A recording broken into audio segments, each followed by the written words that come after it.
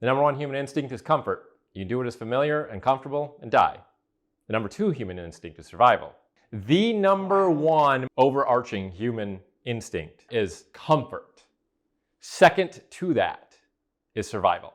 Common opinion is that survival is the number one human instinct. It makes absolutely no sense. If survival was the number one instinct, overdoses would never happen. Traffic accidents would very rarely happen, and humans probably would have never left the caves.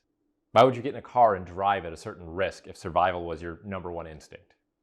Yeah, you sit there and think about that. That's good shit. I'm now thinking about it. Is that where there's an evolutionary pressure that everybody moves towards comfort more so than survival? So anybody who doesn't move towards comfort in that same direction eventually separates from the herd in that vector. Correct. Okay, that's interesting. Yes.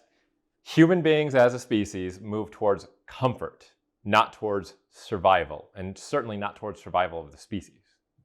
We want to be comfortable. We want to have our 5 closest friends and associates approve of what we do. Mm-hmm. It's one of the reasons why when you're addicted to something and you go to rehab, one of the major things that you're told is change your environment. And if you want to catalyze your environment or catalyze your progress towards something, change your environment. Change the 5 people you're around the most. Change where you live. Change what you do every day. Success is having the habit of doing what failures don't like to do. Failures like the comfort. Failures love comfort.